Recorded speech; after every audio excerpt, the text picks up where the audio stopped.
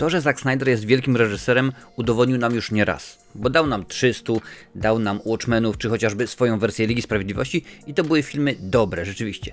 No ale przy okazji Rebel Moon część druga, zadająca rany, też w ogóle pięknie przetłumaczone, mimo że dobrze, bo dosłownie, no to muszę przyznać, że tak jak przy okazji jedynki byłem zaintrygowany. Mówię, a zobaczymy co to jest. Lucasfilm tego nie chciał tego jako kolejnych Gwiezdnych Wojen, ale tym razem dostaniemy ten film, bo Netflix powiedział, proszę bardzo, daję ci, w sumie wyszło chyba około 160 milionów, bo ta część budżetu miała 83 miliony. Wiadomo, że miał to być jeden film, ale okazało się, że nakręcili tak dużo materiału, że stwierdzono, ok, no to nie zrobimy tego jednego, powiedzmy 5-godzinnego filmu, tylko zrobimy 2 po 2 godziny z kawałkiem i tak rzeczywiście to będzie zrobione. I tak byłem nastawiony przy jedynce, ale przy dwójce już wiedziałem troszeczkę, czego można się spodziewać, bo fabularnie, no tak, zaczynamy niemalże dosłownie zaraz po zakończeniu jedynki i cały czas walka trwa, że tak powiem, ze złym imperium. Niech tak będzie, pozostając cały czas w nomenklaturze gwiezdnowojennej. Zacznę może właśnie od tej fabuły i sam Zack Snyder mówił jak najbardziej. Ja się wzorowałem na klasykach, wzorowałem się na 7 samurajach Akiro Kurosawy, oczywiście Gwiezdne Wojny, magazyn Heavy Metal i gdzieś tam właśnie takie to mi przybrzmiewało. No ale kiedy ja oglądam tutaj film, no bo skoro 7 samurajów, to również i 7 wspaniałych Johna Sturgesa z Charlesem Bronsonem, Jamesem Coburniem, Julem Brunnerem i tak dalej, nie będę wymieniał całej obsady, a akurat pamiętam ją bardzo dobrze. Kiedy ja widzę scenę, kiedy w filmie Rebel Moon część druga kopią rowy, to ja w tym momencie przypominam sobie to samo dokładnie, co było w filmie ze Steve'em McQueenem. Identycznie. Tutaj jest na takiej zasadzie, abyś wziął 7 samurajów, czy tam 7 wspaniałych i pewne sceny powyciągał dosłownie, tylko oczywiście zmienił entourage, no bo to nie może być już w tym momencie feudalna Japonia, czy tam powiedzmy Dziki Zachód, tu musi być kosmos, tu musi być przyszłość i wrzucasz to i tak dalej. I ten film, jak dla mnie to jest zlepek jakichś tam pomysłów na zasadzie, o, ta scena mogłaby fajnie wyglądać, ale nie mam pomysłu, gdzie ją wrzucić. A co jest, zrobimy tam, a tutaj, wiesz, kiedyś były modne takie narzuty, kapy a la patchwork, wiesz, że troszkę dawało się, coś miało, jakieś skrawki i się robiło i to jest taki patchwork zrobiony, połączone to wszystko, bo tutaj się rzeczywiście nic nie zgadza. Nasi bohaterowie, oglądając film, ja czy ty, powinniśmy mieć ulubionych antagonistów, protagonistów, prawda? Powinien być, jeżeli mamy już tego antagonistę, on powinien wzbudzać w nas jakieś tam uczucia, prawda? Nie lubimy go, nienawidzimy, nie podoba nam się jak postępuje i tak dalej, i tak dalej. No i oczywiście sytuacja analogiczna, jeżeli mamy głównych bohaterów, których powinniśmy tak dopingować im.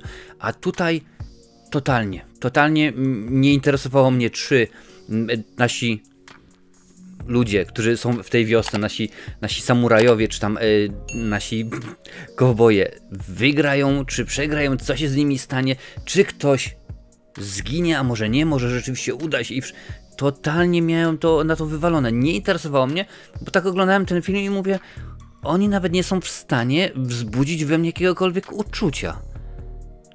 Nic, po prostu totalnie nic. Czy rzeczywiście będą uczyć tych ludzi z wioski, i tak się oczywiście dzieje. Czyli po raz wtóry 7 samurajów i to wiadomo, że to nie jest kontynuacja, ale to jest po prostu nowa wersja. I miałem wrażenie, mówię, no nie, to rzeczywiście się nie nadaje do czegokolwiek. No w tym momencie już jestem mądrzejszy, bo wiem, że to jest druga część, a Zack Snyder już zapowiedział, że będzie 6.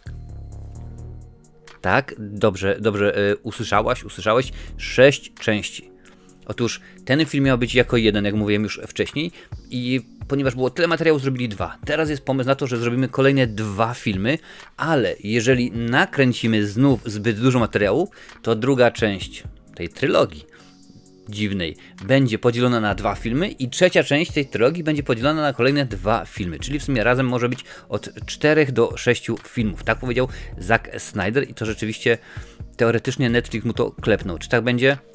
Zobaczymy i ja powiem, że no jestem zdziwiony, bo myślałem, jak Disney, no wtedy już Disney kupił Lucasfilm, jak Disney mógł odrzucić pomysł takiego twórcy jak Zack Snyder. Tutaj patrzyłem sobie, mam włączone IMDb, no rzeczywiście filmów jest od zatrzęsienia, dobrych, złych, to różnie, wiadomo jak to w przypadku każdego twórcy jest, no ale potem sobie pomyślałem, no dobrze, chyba rzeczywiście Kathleen Kennedy wyczuła pismo nosem, bo nie wiem, za bardzo nie wiem, o co w tym wszystkim chodzi. Inaczej, fabuła jest oczywiście bardzo prosta, wiadomo jak to jest, ale po co robić taki film, który jest nudny, który jest przewidywalny i który zapamiętamy tylko i wyłącznie po tym, że Zack Snyder uwielbia oczywiście, to jest slow motion, że uwielbia spowalniać i ja rozumiem.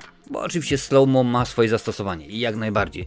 Widzieliśmy to wiele razy, lata 90., końcówka lat 80., filmy kopane, wszelkiego rodzaju uderzenia z 2-3 kamer w zwolnionym robiło robotę, naprawdę. Ale kiedy mamy film 2 godziny, bodajże 10 minut i ludzie sobie idą w zwolnionym tempie, ludzie koszą zboże w zwolnionym tempie, piją wodę w zwolnionym tempie. Dziewczyna, nasza główna bohaterka, w pewnym momencie skacze i jest zwolnione tempo? Nie. Super zwolnione tempo. Jest jeszcze bardziej zwolnione niż to. I tak się zastanawiam, ten film ma 2 godziny 10 minut. Jakby te wszystkie slow-mo usunąć i dać zamiast nich normalnie toczącą się fabułę, normalnej prędkości, to film by trwał około 40 minut. Bo ja wiem, mówię, fajne to jest jak podkreślamy to raz na jakiś czas, ale kiedy mamy to w pierwszych 10 minutach filmu 28,5 tysiąca razy, no to już w tym momencie się nudzi i później rzeczywiście pod koniec są momenty, gdzie ten slow-mo rewelacyjnie wygląda. Nie mówię z przekąsem, mówię naprawdę, rewelacyjnie wygląda. Po prostu kiedy mamy te bitwy na miecze świetlne, które, to jest kwintesencja tego filmu. On naprawdę tym stoi i rzeczywiście powinno być dużo więcej takich rzeczy. Kiedy mamy tę bitwę właśnie na miecze świetlne, tutaj z jednej strony czerwone, to i niebieskie i to ta smuga i to pięknie wygląda w zwolnionym tempie, ale my tego slow-mo już mieliśmy tak dużo, że nam to już wychodzi bokiem. I w tym momencie nawet, że to wygląda ciekawie, bo film oprócz tego, że slow-mo jest po prostu koszmarne, technicznie wydaje się dobrze zrobiony. Jest rzeczywiście kilka ujęć i widzisz między innymi nawet na grafice tej dzisiejszej recenzji, bo wykorzystałem jedną właśnie ze Snyderowskich, że jest to zrobione w miarę sensownie ciekawie. Kilka ujęć batalistycznych jest naprawdę cudownych. Zack Snyder sam stanął za kamerą, to znaczy on był właściwie nie operatorem, ale po polsku mówi się operatorem. Po angielsku to jest reżyser zdjęć. Więc rzeczywiście wyglądają, niektóre ujęcia są rewelacyjne i to niby byłoby wszystko dobrze, ale tego jest niewiele, bo no oczywiście to jest film sci-fi, akcja się dzieje w dalekiej przyszłości, przeszłości, w galaktyce, gdzieś tam na rubieżach Ociupinek Wielkich i rzeczywiście to mogłoby, a nawet powinno zdać sprawę, bo no ja mówię, budżet potworny, 163 miliony na 2 części, no to wiadomo, że w większości, bo tu nie mamy znanych aktorów, to nie jest tak, że przyszedł Sylvester Stallone, Brad Pitt czy inna Angelina Jolie i mówimy, słuchajcie, my chcemy po 25 milionów dolarów wypłaty. No nie, tutaj nazwisk nie ma znanych. Najbardziej znany to naprawdę jest Anthony Hopkins, którego nie widzimy, bo udziela się tylko i wyłącznie głosowo, no ale domyślam się, że on też nie zdarł pieniądzów dużych. Widać, że na warstwę wizualną poszło mnóstwo pieniędzy, mnóstwo wkładu, mnóstwo czasu poświęcono tejże stronie i jeżeli znasz filmy Zacka Snydera, no to wiesz, że będzie slow-mo. Jeżeli znasz Rebel Moon część pierwszą, to wiesz, że będzie za dużo tego zwolnionego tempa. I to rzeczywiście nie wygląda dobrze. Również bardzo charakterystyczne są takie flary, które pojawiają się w filmach Zacka Snydera, a jeżeli się troszeczkę obraz z ostrością rozjeżdża, no to się nie przejmuj, on już tak bodajże od Armii Umarłych, tak mi się wydaje, to jest 2020, który rok? 21. Army of the Dead, on tak akurat rzeczywiście ma i to jest jego znak rozpoznawczy i ja nie jestem tego fanem w żaden sposób i w ogóle mi się to nie podoba. I podobał mi się pomysł. Sam pomysł na film. Wykorzystanie może nie tej samej fabuły, co oczywiście w Samurajach, no bo to nie jest dobre, ale sam koncept, że gdzieś tam mamy coś innego. Wielka opera, bo to jest wielkie rzeczywiście widowisko i ma ten film miał pomysł tego filmu prawo być dobrym, ciekawym, interesującym przedsięwzięciem. No bo wiadomo, że niestety w tym momencie każdy, albo prawie każdy twórca, kiedy robi film, to już od razu jest uniwersum. Wiesz, była Barbie, będzie uniwersum. Zrobiono Mumię, będzie uniwersum. King Kong, Godzilla i tak dalej, nie trzeba tego nikomu już w tym momencie tłumaczyć. I domyślam się, że, bo tutaj miało być, oprócz tego, że filmy, miały być przecież gry karciane, gry planszowe, komiksy i tak dalej. Miało to być po prostu kolejne wielkie uniwersum, tak jakie właśnie Gwiezdne Wojny są od lat 70. No ale potrzebne jest dobre wykonanie. Bo kiedy przede wszystkim, co jest dla mnie najważniejsze, kiedy nie masz dobrego scenariusza, no bo tutaj rzeczywiście nie ma. Zack Snyder mówi, no rzeczywiście tyle było materiału, a ja bym wziął te 2 filmy, właśnie pociął je i może zrobił, no zaszaleję w tym momencie, zrobiłbym 2,5-godzinny film i to może rzeczywiście byłoby dobre i sensowne i miało ręce i nogi. Bo tutaj się może nie nic, ale niewiele w tym filmie się zgadza. Fabuła, no to już właśnie mówiłem.